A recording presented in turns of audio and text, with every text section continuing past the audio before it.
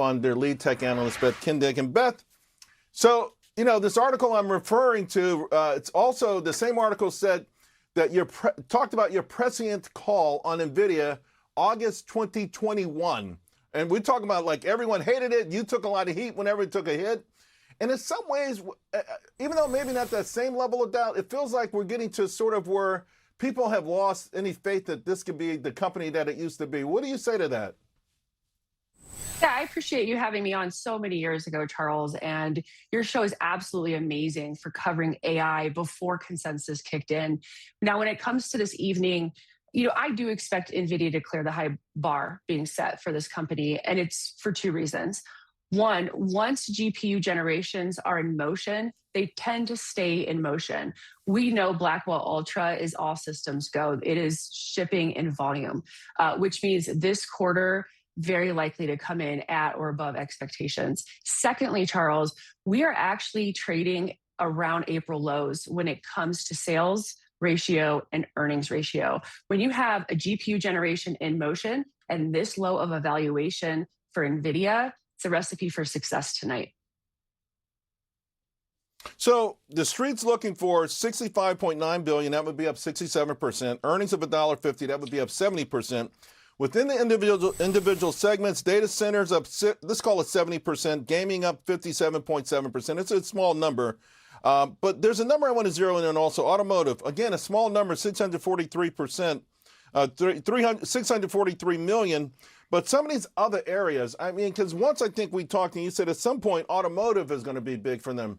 Is there a segment tonight that might surprise the street?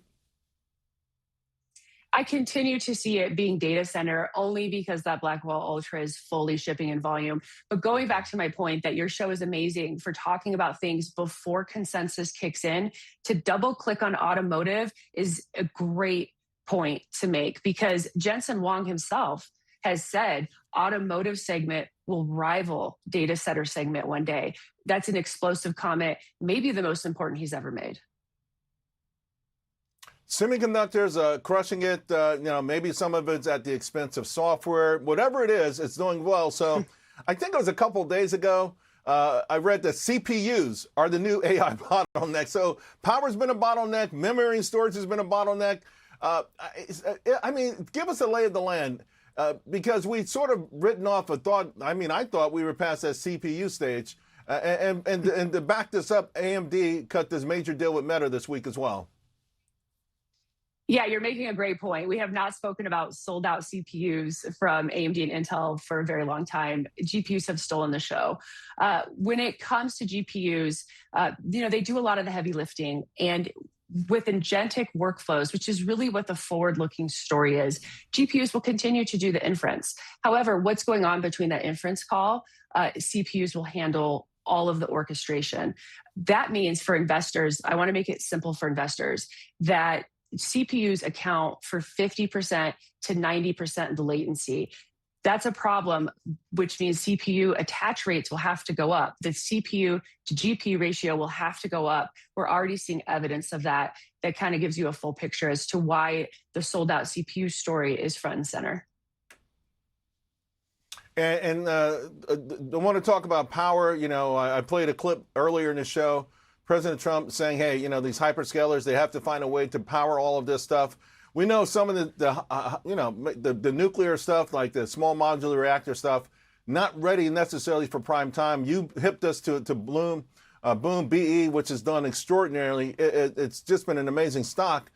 But is there anything else out there? Is there anything else that looks intriguing? In other words, to sort of fill that power gap, that power need? Yeah, you and I, we've talked about Bloom Energy, which really is a stopgap solution ranging between 1 to 3 gigawatts. A company that is on my radar is GE Vernova, because when you look at the gigawatts in this company's backlog last year, it was 50 gigawatts. Now they're saying they will be under contract for 100 gigawatts. Therefore, they are a true solution to this massive energy problem, and they are certainly on my radar for that scale, that sheer scale. Beth, before I let you go, the hyperscaler financing now is considered the #1 risk among credit investors. Obviously, we've been hearing AI hype. People talk about this sort of incestuous type of funding or whatever. You're just what degree of risk do you assign to this, the sort of credit part of the AI story? Yeah, I guess when I look at hyperscaler balance sheets, they're definitely not fragile. I mean, these are some of the biggest cash generators in the world. Therefore, I don't think this is a leverage issue. I think it's a return on capital story.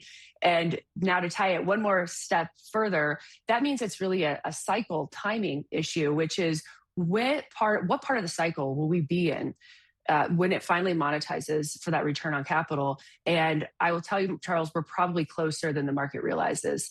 This is coming really in the second half of this year. And that's because some of these systems that Nvidia and AMD are working so hard at to release will really open up that inference market. So I see it as a timing question.